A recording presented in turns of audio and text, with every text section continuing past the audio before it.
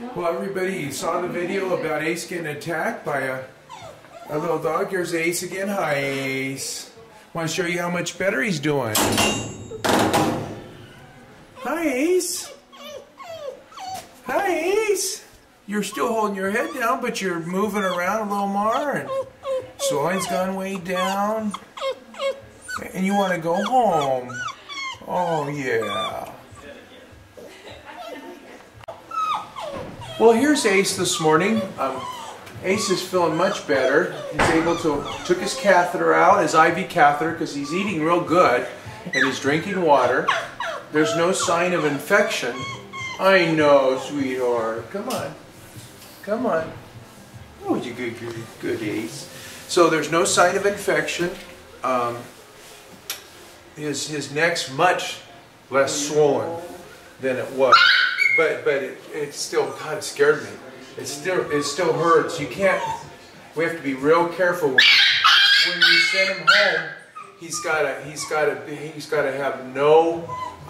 He has to live in a crate or a box, and he's going to have no handling like that. Oh, but he does good. But he's going to monitor his own movements. As you can see, he's thinking, my goodness. So I might consider putting some kind of a cone on him, but sometimes that's just, they just fight it more than it's good for them. So he's thinking, ow, I can't move. So we're gonna put him on another painkiller. He's still got a pain patch. And we're gonna put him on another type of painkiller called tramadol. Keep him on his antibiotics. And you know, it's really important when you get a puppy, especially in the holidays, if you're gonna get a new puppy, socialize it the best you can with older dogs. And in this case, the older dog took exception to the puppy's advances. You know, puppies can be a pain in the butt, and they go up and they want to claw the older dog or lick it all over the lips or ears, and some dogs just don't like it. So if you have a dog that's standing stiff, ears forward, staring at the puppy or growling, then you have to be careful and be there with the puppy and with the older dog and pet both of them and make sure that introduction is working out, because older dogs can take exception to little puppies. I mean, they are a pain. Their claws are sharp, their teeth are sharp. I mean, do you like it when a puppy claws or your arm or licks you all over the face? I mean, they can be really annoying even though they're so cute. So you got to be careful with that so that this doesn't happen.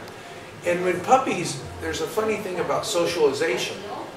Veterinarians like myself used to say, keep them away from everything until they're 16 weeks old or older, so they're fully protected against parvo disease, which is the really bad ones that you need to get your puppies vaccinated for. But if you put your puppy in with older dogs that have been vaccinated, in a house that they know there's been no sick puppies, and you get them used to dogs and kids and noise and all that stuff, it's great for them. So poor Ace, he's decided that that he hurt and he took a time out for himself, the poor guy.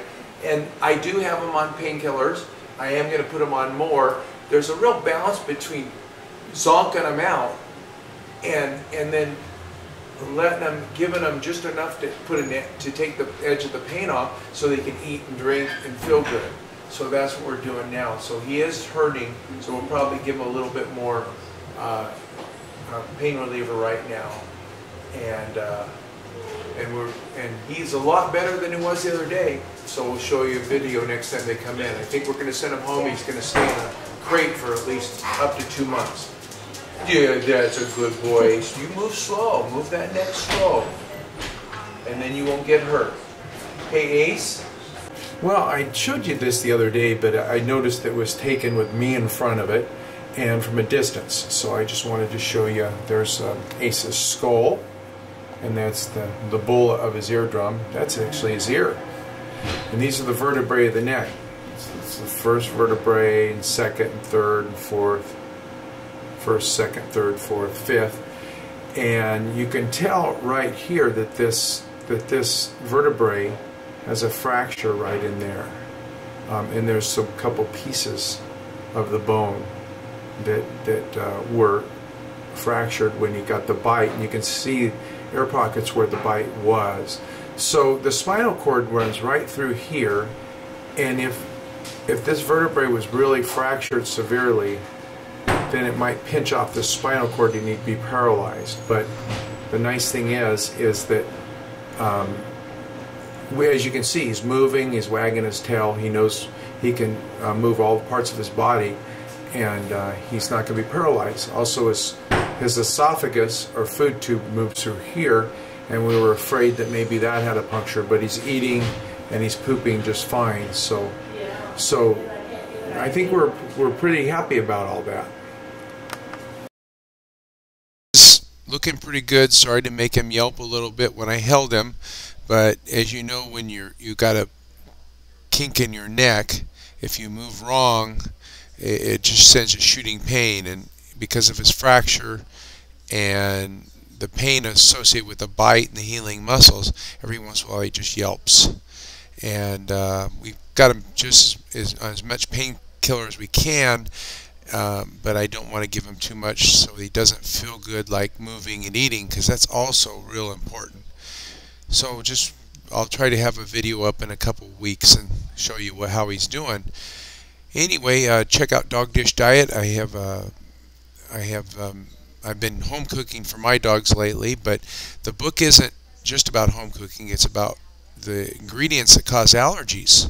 If your dog's got ear problems or skin problems, the wheat and beef may be causing allergies. So learn that food is about ingredients. It's just not about brands. And that's what Dog Dish Diet is about. And then Feed Your Pet to Avoid the Vet. It teaches you how to home cook. Like I said, I've been home cooking. Just a couple of days ago, I put chicken and vegetables and some oats together. And my dogs love the home cooking. I sometimes alternate it with canned commercial food. So many of my clients use it along with kibble. So you can feed your dogs a lot of different ways. Did you know you can even give a tin of sardines twice a week? And did you know you can give your cats raw meat? That's what Feed Your Pet to Avoid the Vet is about. It's slow cooking and also advice for feeding dogs and cats a better diet, along with Dog Dish Diet has the same kind of advice. Anyway, everything's changing in nutrition, isn't it? None of us eat the same way either. Have a great day.